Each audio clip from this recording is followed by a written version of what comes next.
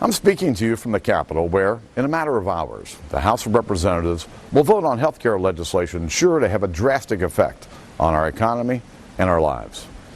It was here 14 months ago that President Obama took the oath of office with a promise to govern from the center, and Republicans stood ready to work with our new president and find common ground to address the issues Americans care about. Unfortunately, President Obama and Democrats in Washington chose a partisan path and a costly big government agenda. The trillion-dollar stimulus isn't working as struggling families continue to ask, where are the jobs?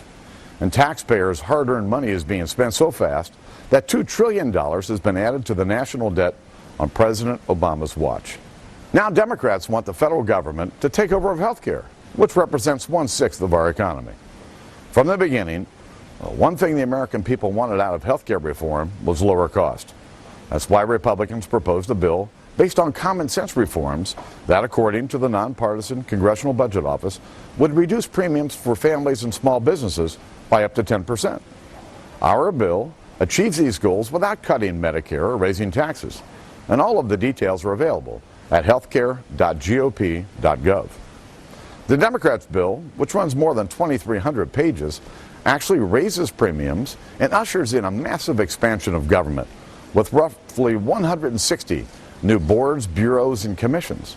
Instead of finding a responsible way to pay for all of this, Democrats impose more than $500 billion in Medicare cuts and more than $500 billion in tax hikes.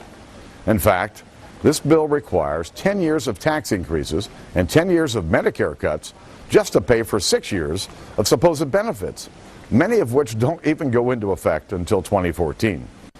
That's not reform. It's clear where the American people stand. They want no part of this bill, and they haven't been shy about saying so.